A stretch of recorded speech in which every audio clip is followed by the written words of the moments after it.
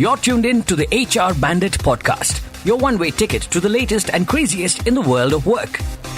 In partnership with Timber Media, Podcaster for India Inc. is sponsored by Adrenaline E-Systems Limited. Hey, welcome to HR Bandit and our final episode of the year. I have a feeling I'll probably say this every single year, but where has 2022 gone? Just like 2020 and 2021, 22 has been a hell of a ride. So much so that I can guarantee Netflix is currently filming its Death to 2022 mockumentary as we speak. So without further ado, I'm going to jump into a quick recap of the year gone by. Feb 2nd, Pentagon announces that Biden approved the deployment of 3,000 troops to Poland, Germany, and Romania. The deployments are a show of support to NATO allies feeling threatened by Russia's military moves near Ukraine and the threat of an invasion. Feb 24th, Russia launches an invasion of Ukraine. March 24th, North Korea fires its first intercontinental ballistic missile in more than 4 years as Western leaders gather in Brussels for a security summit. July 23rd, the World Health Organization declares monkeypox outbreak a public health emergency of international concern. September 5th, Liz Truss is named UK's new Prime Minister. September 8th, Buckingham Palace announces Queen Elizabeth II, the longest reigning British monarch, has died at the age of 96. Her oldest son, Charles, becomes King Charles III. September 15th, protests erupt across Iran following the death of 22-year-old Mahsa Amini, who died in a hospital 3 days after being apprehended in Tehran by the morality police. October 4th, North Korea fires a ballistic missile without warning over Japan for the first time in 5 years. Thankfully, it landed in the ocean. October 20th, Truss announces her intention to resign just 6 weeks into her term. October 28th, Elon Musk completes his acquisition of Twitter. November 6th is the beginning of COP27, which sees world leaders gather again for what has been referred as the summit where hope goes to die. November 15th, world population hit 8 billion, and on 20th November, the 2022 FIFA World Cup kicks off in Qatar amidst endless controversy. Now, I've left out a lot of what has happened in 2022. This is probably just 50% because I do really want to get to the rest of the episode. So here's what we're going to do today. We are going to play it a little differently. Today's guest and I are going to go over the trend line of 2022 to pick up two things, each that stand out for us and its unintended or intended impact on the world of work.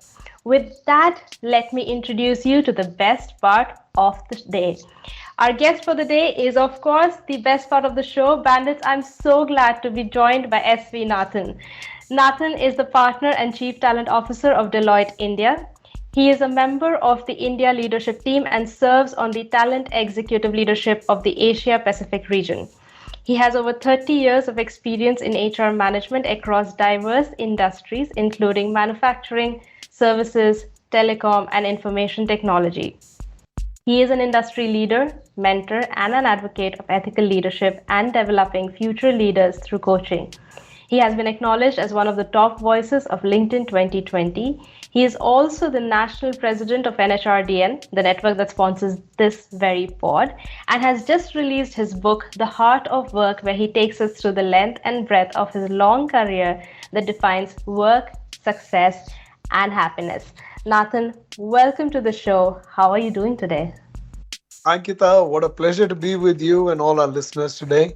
Thank you very much for getting me on this wonderful morning. So thank you very much. Life is beautiful. I am so glad. And for a change, this is actually our first episode we are recording in India. I've never done this before, and I'm so terrified of pots and pans clanging or just unexpected sounds in the background. But it's a first. It's a first of many. Now, today's show can get a little serious. So I'm going to start on a lighter note. I'm going to ask you, what is one thing that happened in 2022 that made you chuckle? I can talk about something that happened absolutely recently. I'd written a book which got published by HarperCollins, and these publishers sent across a small box across to me. And I I was opening that box, and I was using scissors and a cutter, and I didn't notice that my wife was filming the whole thing. It didn't take very long, but when I saw the first time in my life that I had written a book and that book was there, and I saw her and I showed that book to her, and that's it. I forgot all about it. Till later that evening, she played it back to me and she circulated among her friends. And then, of course, I put it on LinkedIn much later. She says, "You are like a child."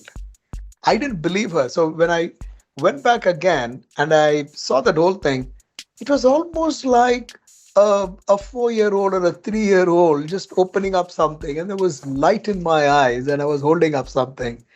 That moment got a big chuckle. So every time I look at that video, I said, Christ, man, I should never have done this, or my wife should not have filmed me.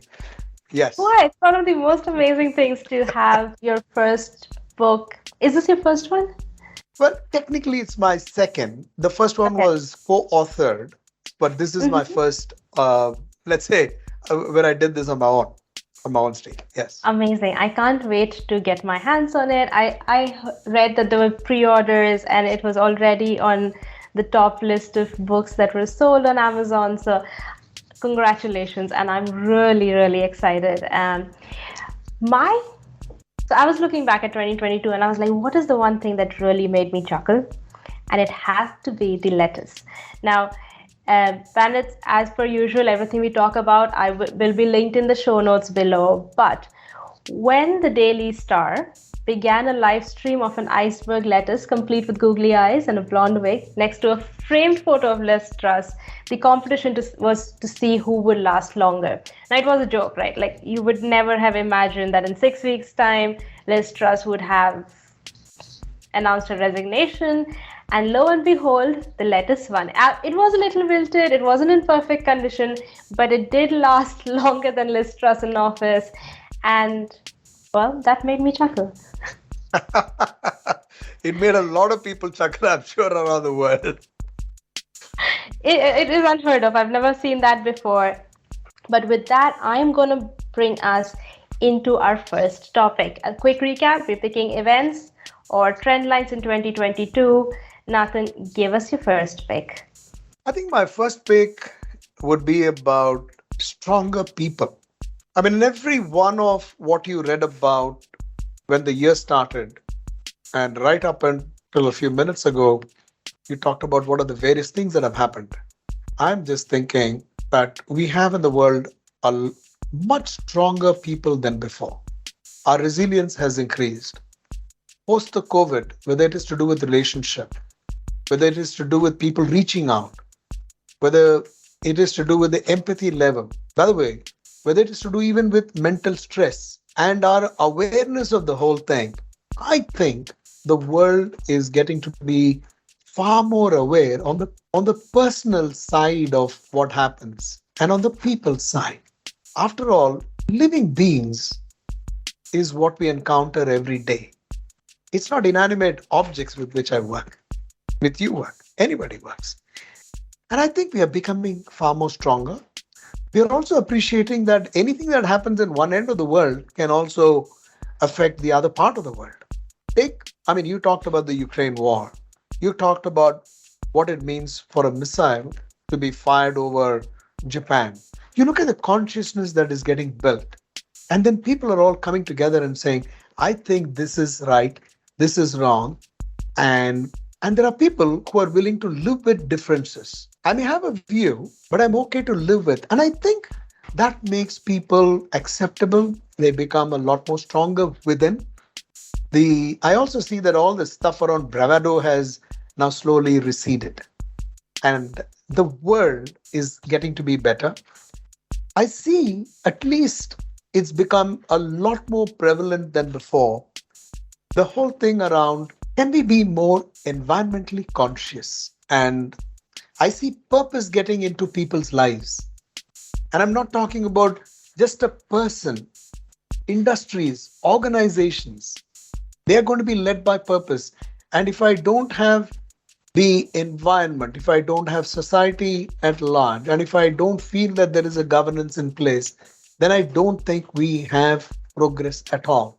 I see that as a very, very significant part of what is happening world over. Young, old, everybody's recognizing that this is important to us. And last but not the least is agility.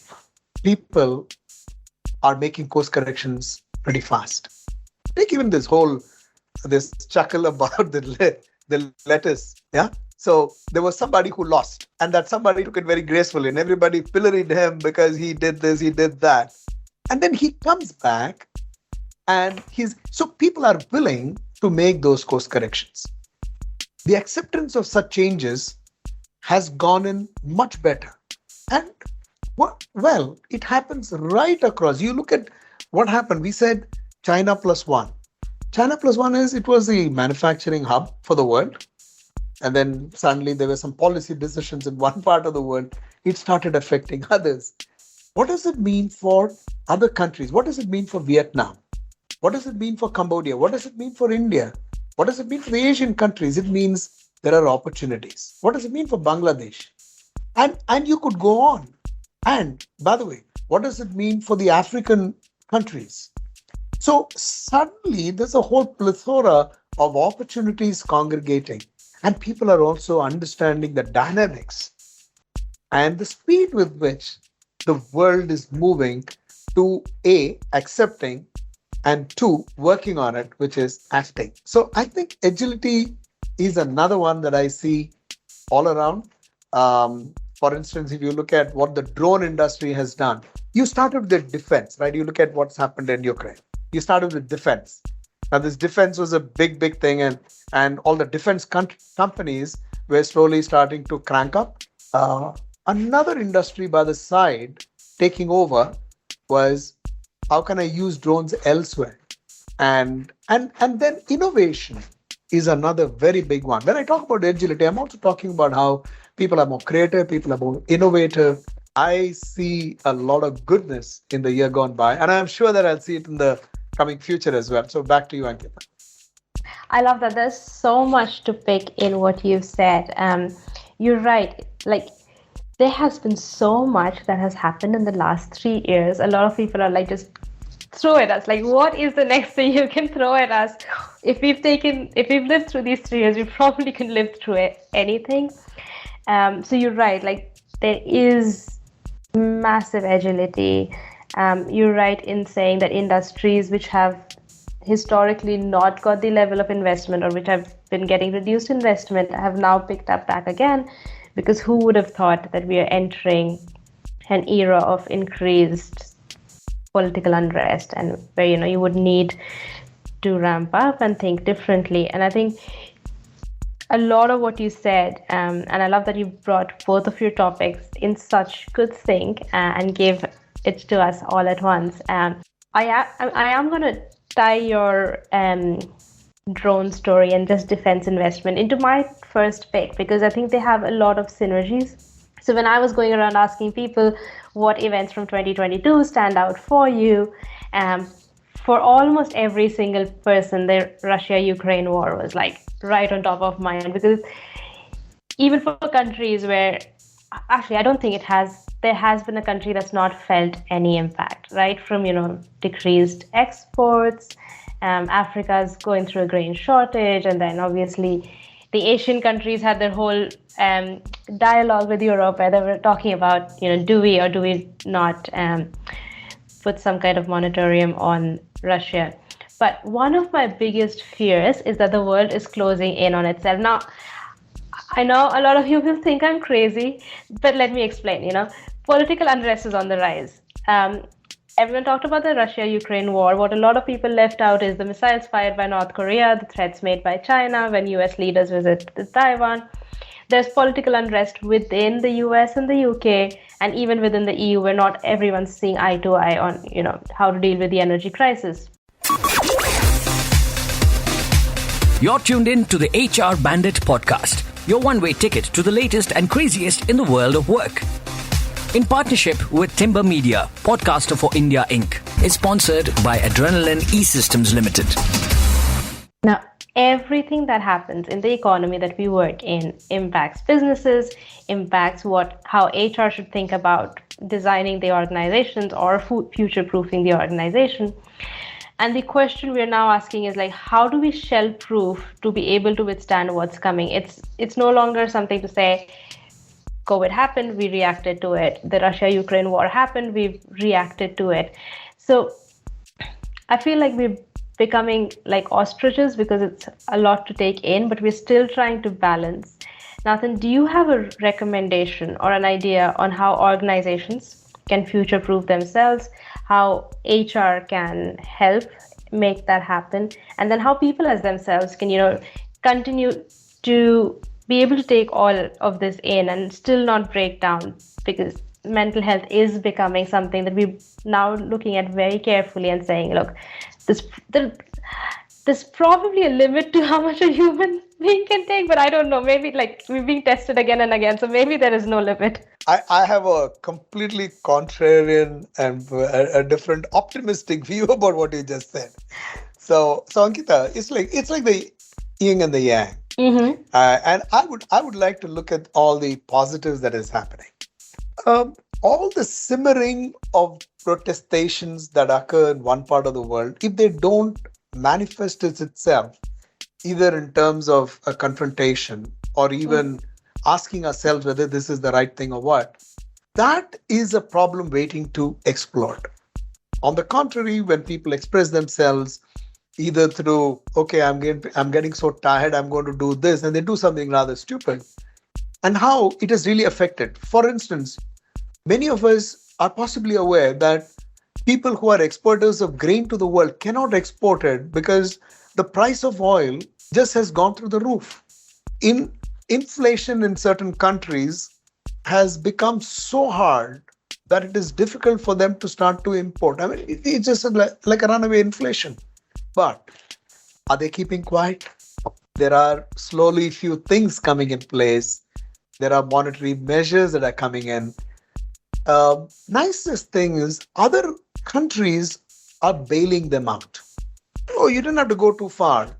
When that COVID happened, as much as you were dealing in your own country what your problems were, there were countries which said, okay, I'm going to help the others. Because if I help the others, in some way, I help myself, because then I don't have, we are solving a collective world problem together. 100%. You asked me this question, what is this big thing which is going to future-proof us? Mm-hmm. My personal take is the world of the future is in learning. And in learning is the world of the future. Because at one, learning is the world of the future is about creating a certain awareness within us and finding some way to deal with all the issues that we are confronted with, which is it starts with awareness at one end, and then for us to take it through to solve that problem in that moment, and also create systems that we don't have the same problems in many years to come. If you look at learning per se in organizations and for individuals, there is clearly a certain trend that has emerged. In the past, the world was, to use your expression, like an ostrich. We were buried in this notion that you needed to have a university degree to say that you have arrived and now you're ready for the world. Those notions have given way to skills. Skills is the way to go. I'm not saying you don't need a university degree, but the ones that get you ahead are the skills. Now, they can be life skills at one end, which is the very basic. But the ones which is for the future is, how do I increase my skill? Because the only thing that you have, the only currency that you'll have in the future is the currency of learning. So what is it that you have in your repertoire of skills, knowledge that can get you ahead? So the future really lies in that. If you look at organizations which has sustained itself over 150 years, 200, 300 years, they have always reinvented themselves. And it's always true. And the way they reinvent themselves is, again, only through learning.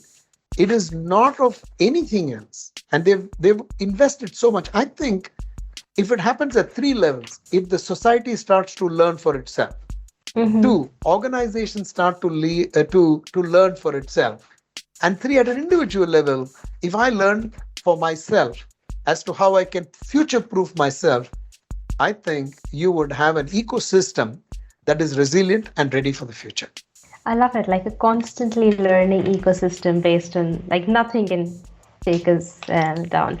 Um, what are like two, three ways that you keep learning? Like, what are your tools and tricks? So I'm a I'm a big sucker for listening to younger people. Um, I love listening to, let's say, things like podcasts when I'm walking and so on, because you learn a lot that way. You really learn a lot. So HR Bandit, thank you so much for what you're doing. Thank I don't you. want to flatter you to your face, but the fact that you're able to get a lot of these things that's one kind of learning. The other kind of learning is, so there are three ways of learning, and I'll put this in three buckets. One is through experience. You learn through experience, which means you do, you fail, and then you wake up, get up, and then you move on. So you've learned something. So one is through experience. The second one is through exposure. Exposure means doing new things, going to new places, new experiences is all about exposure. Also, I've been working here, so let me listen to somebody. So that is all about exposure. And the last one is education. Education is, okay, I learn a new thing more formally. That's all about education. The one that in all the three E's that I really love is the one where I listen to young people. And so I've been living on the planet a little longer than you, Ankita, for sure. So what I do is I call a few people and then listen to their world and how they are dealing with that. So I believe in reverse mentoring, which Mhm. means if I don't know a subject, for example, I don't know what is cloud. And I always thought that the clouds were what brings rain, right? And so if I could sit somebody down, or if I want to know, okay, so what is blockchain and how is it going to affect the world? What is crypto and what's happening around crypto? How do you really mine these things? And what is the value and why is crypto falling and why is crypto rising? Why did it rise? Why is why is the market rising in India when in the rest of the world people are really having a time of their lives trying to survive? So what is really happening? So while you may read about it, when you listen to people, you're able to assimilate it much faster. So new subjects, esoteric subjects, subject that I have no clue about and I don't think I can understand, I would rather bring in people who are much younger, who are experts in the field, and they would teach that to me, and I would learn from them as a child would. So those are the ways that I do a little bit of my reading. And of course, I love books, but this is much greater fun. I love that, like the three E's. I've made a note of that. I'm definitely gonna find mechanisms to incorporate them in my life. But you hit a nerve when you said crypto. I think anyone who's invested in crypto right now is probably shedding buckets, which is also my second pick of the trend line, because I'm calling it where did the crypto and metaverse go? Because at the start of the year, like the two biggest bets that everyone was talking about, well, there were quite a few, but like the two big ones which stood out for me was crypto, which is why I put some of my money in there, and then the metaverse. The metaverse, of course, I said, like on this very pod when we were doing the predictions 2022 episode, we said metaverse was not going to be a thing, and look what happened. Now I know when the ocean rises, all ships sink, but I was hoping against hope that some bets continue to be betted upon. Now, Nathan, yes, I am a Debbie Downer. I have a tendency to look on the bluer side of things, but it's getting harder for me to look into 2023 and predict like what are the next big bets that we're going to be, putting our money on. So if you had to look at it, what would your big bets be for 2023? So, okay, Ankita, I'll make it really light on you. 2024 is going to be a fantastic year. Thank you. I needed to hear that today. 2024 is good. So 23 is going to be what I call as the hangover year. So we're going to be nursing our headaches. And yes, we're going to get to terms with what we did and what we did not. But the fun is going to be in learning about it so that 24 is going to be a great one. Now, I'm not, see, I'm a diehard optimist, Ankita. I believe every day is a fantastic day. I know we all have our challenges. And where do you think 23 is going to be? 23 is where I think the world is going to be investing in some of the right areas. For instance, there's always been a lot of talk about uh, can certain parts of the globe do what, let's say, Tesla did to the US? I think that's an important subject. People are seeing what oil can do to the world, and therefore, what can we do about it? Now, this is going to take a lot of time. In another part of the world, we are talking about conquering hunger. That's still a very, very important subject. In another part of the world, you're talking not about just rights, you're talking about rights of women. In another part of the world, you're talking about how do we bring women back to work with grace, with respect, and get them into mainstream because that is the talent waiting to be discovered. The world, I think this is, and by the way, when I say 23, now this is going to be a long 23, it will stretch into possibly right up till the 30s.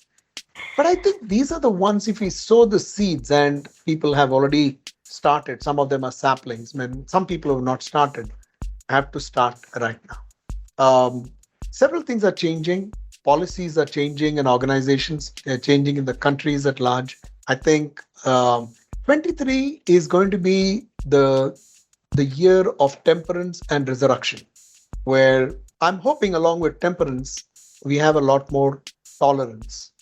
One of the things that I struggle with in my head is, can we be a more tolerant society? Oh, 100%. And temperance in all that we do, can we make it a tad, as long as it does not breach somebody else's boundary, can I be more temperate? I think that's going to be important. And of course, as I've always believed, if I don't prepare for tomorrow today, then my future is my past. Oh. So you said so many things that are going to be like my taglines for 2023. But they're just like these. Yeah, like you could make posters of like the things you said, but my favorite, like I love the fact that 2023 is going to be the hangover year. It makes me feel a little I know. Oh, but we definitely need that kind of optimism today because it's so easy to get bogged down by what's happening. Like when I was putting down the list of things that happened, and I was like, like where are we going from here? But you're right, there's like so much optimism, like throughout your conversation, the threads, people are speaking up more, right? Like there are increased protests. So we're no longer just sitting quiet and saying, okay, this is happening, there's nothing we can do about it. We are taking life into our control. Organizations are stepping up by letting their employees advocate for what they believe is right. There are policies coming around, and organizations, there are organizations who are leading and organizations who are lagging, which is always the case, but there are a lot of changes that are happening to, like you said, women rights, getting like this huge emphasis on diversity, but diversity of all kinds. We are redefining how we used to traditionally think of diversity. We are creating a pipeline of future skills because you also realize that the population, which is, well, we've hit 8 billion. We definitely need to figure out a different way of doing things, and then not having a larger mass retire than the larger mass which is coming. I was actually reading a very interesting piece on the skills that the future generation is gravitating towards. So they asked, I think, a lot of 15-year-olds in select countries on what job or profession they would like to get into the future. And you would see like the West, the most popular profession was an Instagram influencer. And the number of people who wanted to be an astronaut and an engineer was much lower. And when you looked to the East, you would see that a lot of what we used to traditionally consider as professional skills like IT, medicine, being an astronaut, that is still where their passion lies. So it's a beautiful balance, but it's just like so geographically stark. Do you have like if you had to rewind and if you were the 15-year-old answering, what would your profession pick be? I would, my professional pick would be the world of artificial intelligence and machine learning. I love that. Yeah. Okay, so we've spoken about a lot of trends of 2022 and what's happening. I was expecting this to be a heavy conversation, but you've done this amazingly brilliant work of, keeping us optimistic, having a big smile on my face and on yours, and hopefully of our listeners. Now, to say that 2022 has been an eventful year is an understatement. I would love a quiet 2023, but you've given us all the terms we need to define 2023. It's been a pleasure to have you on the show today. I have two last questions for you before I let you go.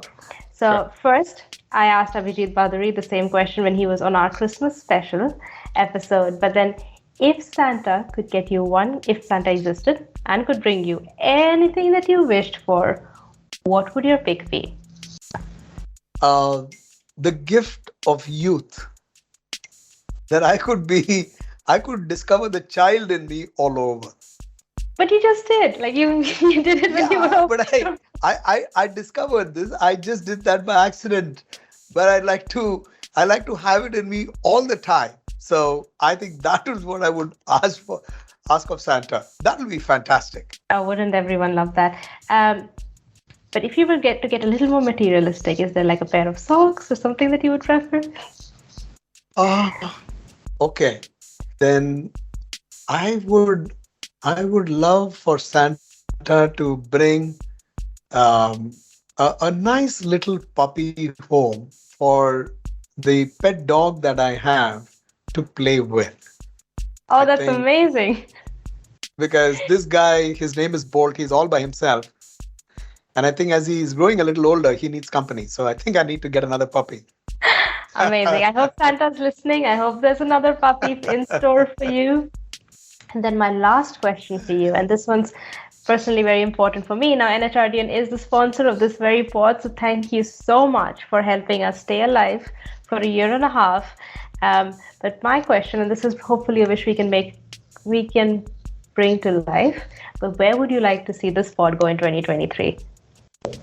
HR Bandit, I think, is a very, very important part of people's lives going forward. That's what I wish for in the year 2023. And I just wish for everybody to spend a little bit of time just listening.